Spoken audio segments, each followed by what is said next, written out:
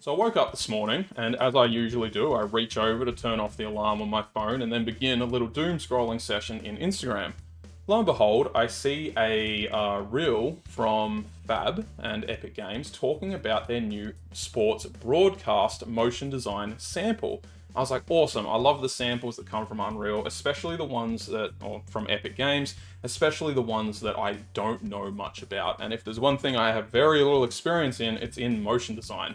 So it's really, really interesting, and I thought, cool, brand new sample. Let's jump in, and I want to check it out and do a quick overview and just see what it looks like from a project perspective. So here we have the actual page, and it looks super, super cool. A ton of different options, and really just showcasing the way that you can use motion design to create some really interesting stuff that could be used for sports, actual live sports broadcasting. It could be used for video games, so on and so forth. Multiplayer events, esports. I just see tons of potential with it, which is really, really cool. And it provides tons of samples, which is cool. So I'm keen to jump in there and check all of those out, which is exciting. But what I realized, as you can see, is it was actually published almost a month ago. So I don't know if they just have put it up silently and they're only just saying that it's out now, if it's been out for a while and I'm just super late to the party. But either way, I thought we'd check it out, and it's really exciting and cool to check out new things. So let's jump into it. So the description reads, discover the Unreal Motion Design toolset with this feature-packed sample project created in collaboration with Capacity Studios. This soccer-themed package includes over 40 polished examples, including logos, player cutouts, and broadcast graphics, all designed to showcase Unreal Engine's most powerful motion design features. Key highlights include transition logic at scale, the remote control path behavior for package-wide colorization, and a ready-to-play motion design rundown that lets you see graphics in action before diving into the tools, which is very cool because I don't know what half of this stuff means. Again, I don't experience motion graphic design, so that's important. I've actually already checked out this little video here because yes, I am new to motion graphics. And if you click on it, it will take you to this video that's been put together by Unreal, and it takes you through motion design in 5.6. And it's as recent as 3 months ago, so it's a great little update that'll take you through all of the key things that you need to set up if you're specifically interested in motion design or you are a motion designer and this is something that you want to dive into. So this video takes you through all of the breakdowns and stuff like that, and I'll be sure to leave a link in the description so that you can follow along for yourself. But for me, for now, I want to dive in and actually just check it out for myself. If you're looking for this, it can be found in two places. Currently, on the Epic Games launcher, if you just go to News and you scroll down, you'll be able to find it here under Sample Project. If for any reason you can't actually find that there, you can go to Fab, and then if you scroll down in this Discover tab over here, you can go down to Tutorials and Examples. Now, specifically, we're looking for the Motion Designer one, but this has everything that Epic has done, which is super, super awesome, including their Valley of the Ancients, their Electric Dreams environment, City Sample, which obviously has a special place in my heart thanks to the Superman demo I made, so on and so forth. But we're specifically looking for this. So if you scroll down a little bit, you'll find the sports broadcast. You can click on that, and then you can download it and create the project as you see fit. So with that, let's open up the project and check it out. All right, so we're here in the project. First thing it does is literally open you up into an empty level. From what I can tell, it's got audio, fonts, materials, a bunch of other stuff, which is really cool. Scenes is what I've found to be the important stuff. Obviously, things like the transition logic and all this other sort of stuff is going to be relevant. But for me, scenes is where I found what I was kind of looking for, which is what it actually visually looks like, so on and so forth. So if we go to here, you can see that this actually opens up a sequencer. And if we scrub through this sequencer while that is compiling shaders, I'll actually full screen that as well. There you go. So we actually get little motion graphic things that'll actually go over the top. So that's an instant replay network thing, which is it's really cool. I like subtle things. That's what makes it feel professional. You see it with streaming and stuff as well. But there's also going to be big examples of this as well. So if we go player versus player, I have no doubt that's going to be one of the bigger examples that they were showing with their photos and stuff like that, which is cool. Versus, yeah, so this is compiling everything. But if we scrub through, yeah, how dope is that, right? I mean, it's trying to figure out what it's doing, but like, look at all of the different information it brings up. So you've got the versus Cassian Vale versus Declan Magnussen. Yeah, cool. Like, just scrolling through that, if we actually press play and look at that at speed, like, that looks so legit, right? That's awesome. I imagine if you're like a motion designer, there is like so much to learn from this. Kind of curious. If I bring my sequencer over just a little bit,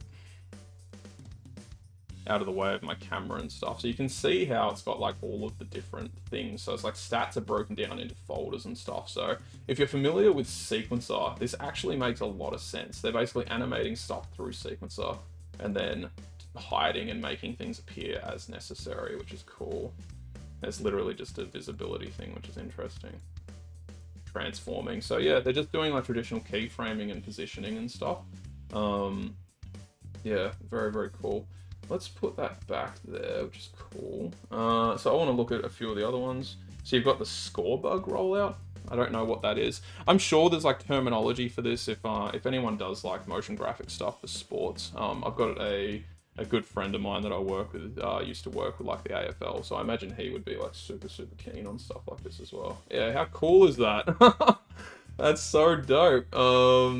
Yeah, wow. Stats table, team versus team, right? So you've got the Mac 10 versus the Worms.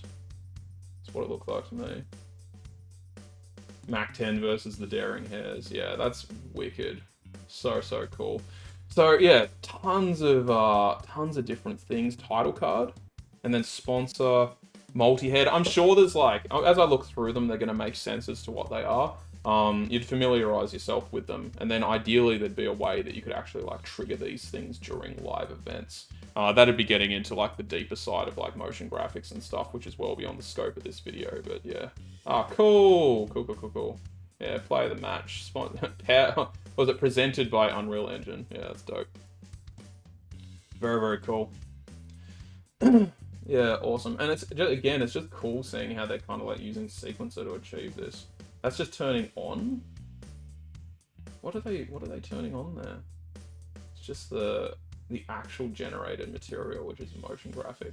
So what I think is happening is the motion graphic, which is the Unreal text, which pops in there, that is going to be a motion graphic that's been imported into Unreal. And then what they're doing, yeah, so you can see how that like pops on there. So then in sequencer is what is actually driving the visibility of that.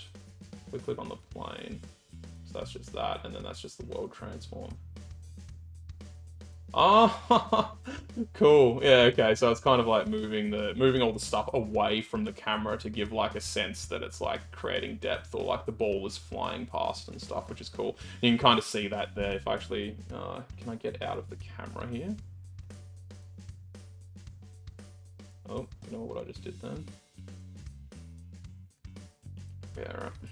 But yeah, so you can see how it's like following that transform. So that's like the world position for all the objects and stuff, which in like camera view gives that sense that things are actually moving in 3D, which is really, really cool.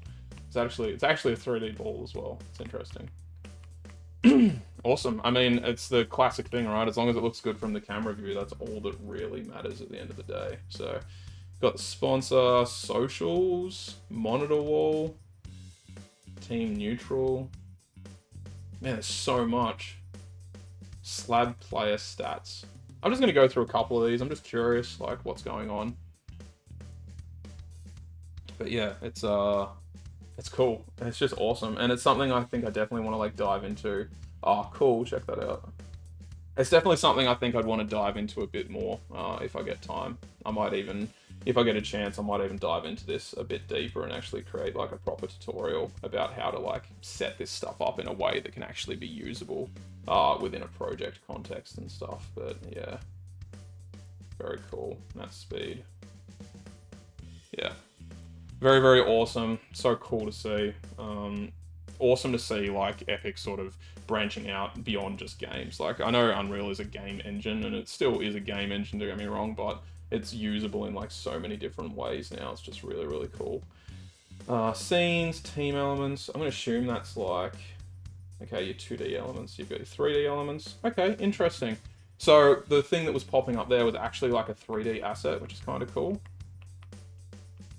Really nice little 3D asset as well. Awesome. They've got the different teams. So it's awesome. What I like about this as well then is that it's actually showing you an example of how to do many different things, right? So it's like you can create motion graphics. Obviously those balls were 3D as well, but it's like using the 3D assets combined with 2D assets as well.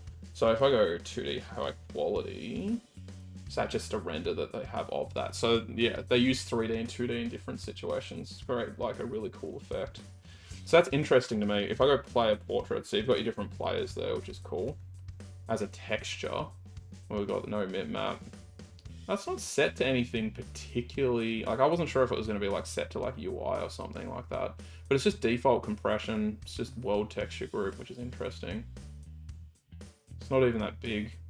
Oh wait, no, it is. Yeah, cool. So it's imported at that, but they're actually like displaying it down or reducing it. Where is that setting? Is it under texture? It's somewhere. Compression. Can't remember where all these bloody settings are. Oh no, they aren't doing the maximum texture size thing. It's just displaying at that? Yeah, right. Okay, so that's how big it can actually get. So they've made it so that it's like really, really like high quality illustration, which is cool, like a vector image or something. Yeah, really nice example, which is cool. Yeah, I guess for like, if you're doing like live broadcasting, it might not matter as much. If you were doing this in like a game, you'd probably want to set a maximum texture size because 4K textures are nuts. But yeah, that's cool. And then if we go to, so if we go back, so this is what I'm curious about. If we go back to scenes, I want to go back to the team versus team, right? Because this is, like, now that I've looked at it, this was a great example of how they're using like the 2D and 3D assets combined. That should be a 3D asset. I'm pretty sure. Yeah, exactly. How cool is that, right? I just love doing this stuff in Unreal. I might not necessarily understand how it's working, but I truly believe one of the best ways you can learn is just by jumping in and clicking on things. Like, you can see how, like, you know, nonchalantly I'm just clicking to see like what things are and what's going on and stuff. And I just think it gives you such like a great idea of how things are actually like appearing in the world and stuff. Like that there, right? That team logo.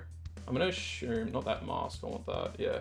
So I'm gonna assume, yeah, they're literally just doing like a little transform Bob vibe, which is cool. Yeah, and then abusing scale as well to get a certain effect happening. Oh no, they're not actually changing the scale, interesting. Unless it's the 3D transform. Oh, they've got it happening in a few different locations. Okay, cool. But yeah, really, really, really cool little pack. So yeah, I hope that was kind of interesting, checking out just a really quick basic overview of Epic's new sport broadcast motion design sample. Again, very, very surface overview, but that'll give you an idea of what you can expect if you go and download that for yourself. And yeah, if this was interesting to you, please leave a comment. Let me know if you're a motion designer or not, or if I've just completely misunderstood what's going on. I'm more than happy to learn. And yeah, like and subscribe, and I'll see you in the next one. I appreciate it as always. Cheers.